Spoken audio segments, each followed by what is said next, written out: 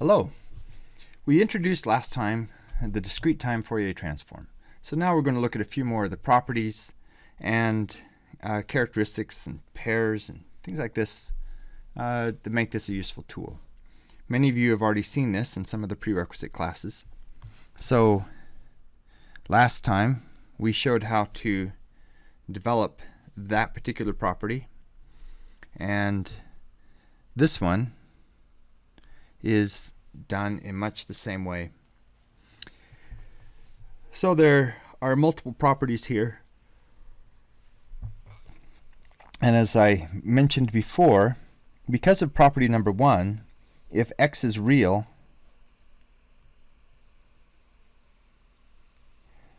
we have this conjugate symmetry. This is perhaps the most commonly used property of the symmetry properties of the Fourier transform. This is from table 2.1 in the textbook, and now we're going to get into some of the theorems. The theorems are very useful. First off, we have linearity. This is a really big one. It's easy to see that the Fourier transform is linear because the DTFT, it's defined as your signal times e to the minus j omega n. Well, if that signal was replaced with a x1 of n plus b x2 of n times e negative j omega n, it's easy to see that that is just equal to a times the sum x1 of n e negative j omega n plus b times the sum x2 of n e to the minus j omega n. And so we have this first property of linearity.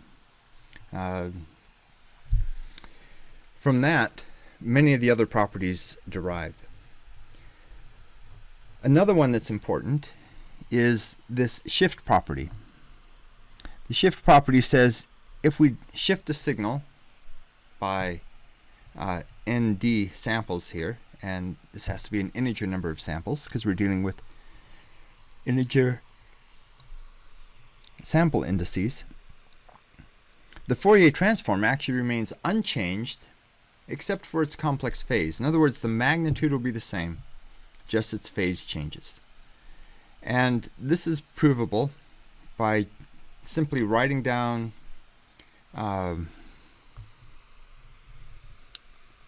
x n minus nd e to the minus j omega n and doing a change of variable.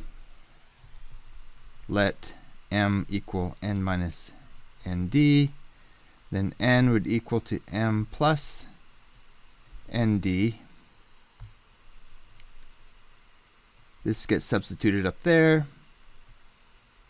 This gets substituted right there, and you end up with your extra term out front. So I won't sketch most of the proofs, but I just wanted to sketch a few for you to get some of the ideas. In fact, I have a theory that 90 some odd % of all signal processing proofs can be done using two methods, two tricks only. The first is change the order of summation or integration. If you have the integral of a sum, do the sum of the integrals. The second is to change the variables. So here we've done a change of variables, and there we go. People think I'm joking when I say that, but really it works most of the time. If you're trying to figure out how to prove Fourier transform properties or things like that, those are the tricks that will save the day. Okay, we have some here. A few of them are a little bit trickier to get at. This number 5, for example, start on the right hand side and you'll when you do the differentiation, the n comes down and away you go. You have this j to worry about. Okay, we're going to spend a little bit of time now with rule number 6 and rule number 7. So we'll go on to the next page to do that. So let's start with, suppose that y of n is equal to x of n convolved with h of n. Now remember that that's just equal to the sum over all k, x of k, h, n minus k, by definition.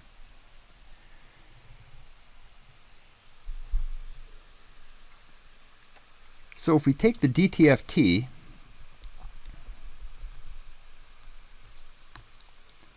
of y,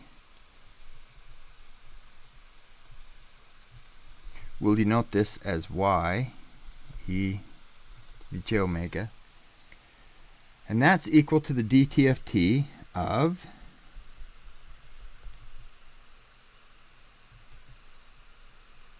sum over k, x of k, h, n minus k. Now, the first property we saw on the previous page was that the DTFT is linear. It's a linear operator. So this is going to be the same as the sum let me write it out the long way first. So we have the sum over n of the sum over k of xk, h, n minus k, e, negative j omega n.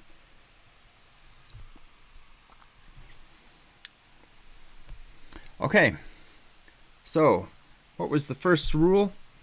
The first trick was change the order. So let's do that. We have the sum over k, sum over n. We can do that. In fact, we can pull the xk out.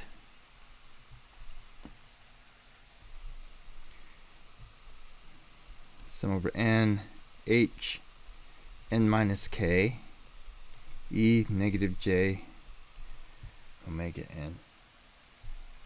And trick number 2 was, let's do a change of variable. So we're going to let m equal n minus k, and then subsequently n is equal to m plus k. So we can do that summation, or that substitution. Our x of k is unchanged. Now what do?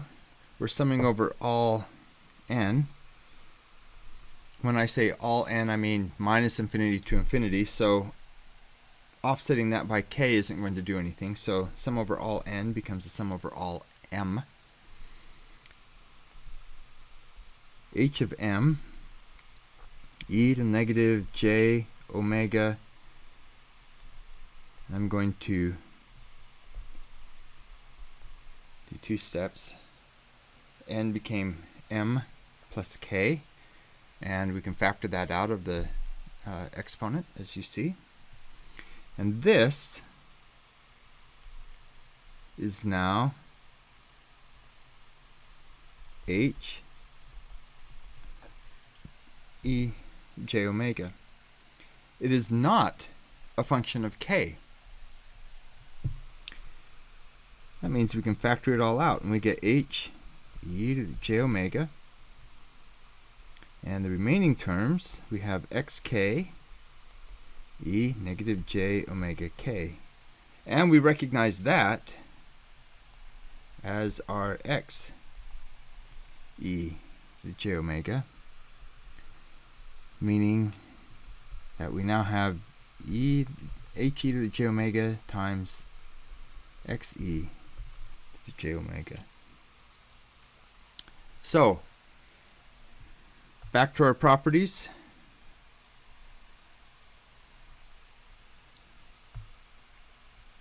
That was this one. Convolution in the time domain becomes integration in the frequency domain.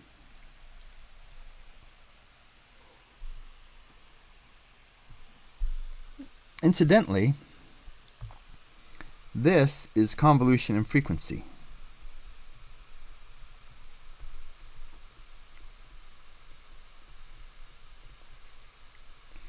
Or it's essentially continuous time convolution. It's sum with an integral instead of a sum, but we still have the dummy variable showing up in the x, and the independent variable minus the dummy variable showing up in the y, and it's equal to the product in the time domain. So just as convolution in time is multiplication in frequency, so is convolution in frequency equivalent to multiplication in time. Well, from there,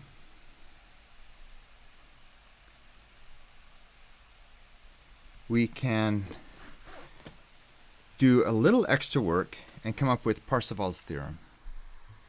I'm actually not going to go through the development of that today, but I will state that this is very, very important to everything from making your DVDs work, your video and audio compression, JPEG compression. All of this relies on Parseval's theorem. So let's talk about what this means. First, the macro level interpretation is that the energy of a signal measured using its time samples is the same as the energy measured using its frequency domain representation. That said, I have a confession to make, and that is, that seems to contradict what I just said. Well, it turns out that just as there are multiple ways that we saw a while back with discrete time systems of defining the sign of our A terms,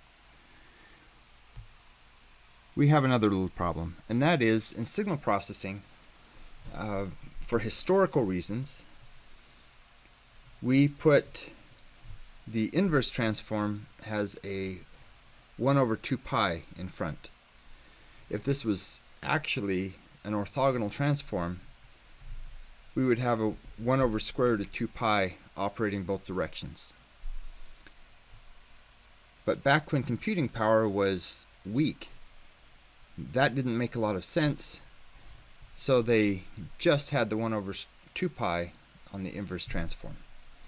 And so we have this extra 1 over 2 pi because of the way it's defined. Incidentally, if you go into mathematics and study Fourier theory or into physics, they usually normalize the transform in both directions. And so that term disappears. However, do you really need to worry about that? Not right now.